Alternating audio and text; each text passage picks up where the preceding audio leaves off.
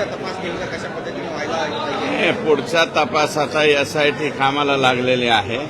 महत्वाचा विषय फक्त सरकारी वकिलाचा होता.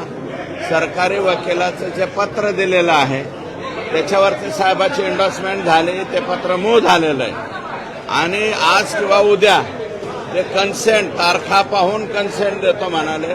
उज्ज्वल निकम साहेब खूप मोठे विविज्ञ असल्यामुळं त्या ठिकाणी 1-2 दिवस तर 100% लागतील, परंतु साहेबांनी सुद्धा या ठिकाणी स्वतः फोन करून त्यांना विनंती केलेली आहे की मस्साजोगच्या प्रकरणामध्ये आपणच सरकारी वकील राहावं, अशा प्रकारची विनंती केली आणि ती आता मान्य होणार. हिंदी में बताइए कि मुख्यमंत्री साहब मिले थे, आपने कहा कि उज्ज्वल निकम जो है इसमें वकालत करे और उज्ज्वल निकम साहब संतोष देशमुख के जो खून का मामला है इसके अभियोक्ता की मांग मैंने CM साहब को की थी, उसके ऊपर इंडोर्समेंट भी हो चुका है.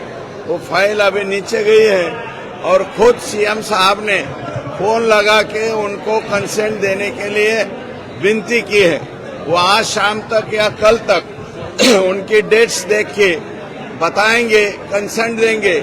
फिर आज तो फ्राइडे है, कल सैटरडे और संडे, मंडे तक ये ऑर्डर निकल जाएगा, ऐसा विश्वास है. अन्ना, आप लोग लगातार मांग कर रहे हैं कि जब तक मामले की जांच चल रही है तब तक धनंजय मुंडे अपने मंत्री के पद से इस्तीफा देकर बाहर रहे, लेकिन धनंजय मुंडे कहते हैं कि मैं कोई आरोपी नहीं हूं, मेरा इस घटना से संबंध नहीं है, तो मैं क्यों इस्तीफा दूं? मैं अभी तक मैंने खुद ने मांग नहीं की. उनके ही NCP के MLA हैं प्रकाश सोलंके जी ने ये मांग की है. आप ये सवाल उनसे पूछिए. आरोपियों को जो है VIP ट्रीटमेंट दिया जा रहा है, आरोपियों को VIP नहीं, ये क्या है, कोई कुछ भी लोग कहीं बोलते हैं, पुलिस आई होंगी कुछ. अभी CM साहब ने उसका उत्तर दिया है, उसके ऊपर मैं नहीं बोल सकता.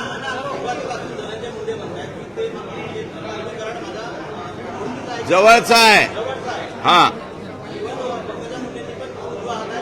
त्यांचं आता हे बघा, त्यांचा संबंध आहे का नाही अजून इन्क्वायरी सुरू व्हायची. इन्क्वायरी सुरू झाल्याच्या नंतर या दरम्यानच्या कालावधीमध्ये तुम्ही जर काही आदेश दिला असेल, यांचं काय बोलणं झालंय हे तपासल्याच्या नंतरच त्या ठिकाणी कळेल ना.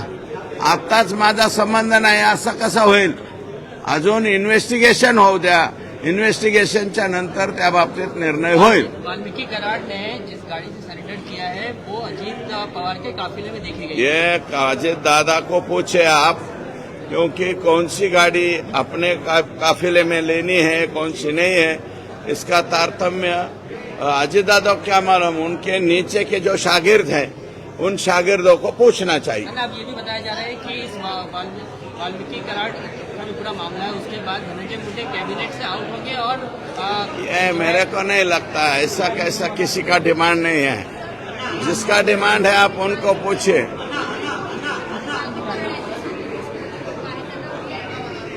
नाही, मला नाही वाटत VIP ट्रीटमेंट देतील. वावड्या ओढत असतात की असे ट्रीटमेंट दिली तसे मला नाही वाटत. चर्चा ये चल रही है कि धनंजय मुंडे बाहर होंगे और छगन भुजबल जो है कैबिनेट में अंदर आएंगे. अभी वो उनका, उसके राष्ट्रीय अध्यक्ष अजित दादा है, वो उनका सवाल है. मेरे को लगता है ये सवाल मत पूछिए, खाली संतोष देशमुख के ऊपर सवाल पूछिए.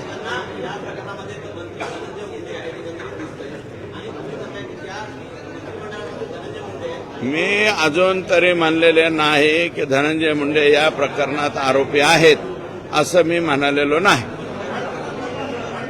कराडांचा मात्र 100% 99.99% कराडांची इन्व्हॉल्वमेंट याच्यात आहे. हे कराडांच्या आदेशावरच झालेलं आहे सगळं. हे मागणी त्यांच्या प्रकाश सोळंकेची आहे. आपण प्रकाश सोळंके यांना विचारा. ओके.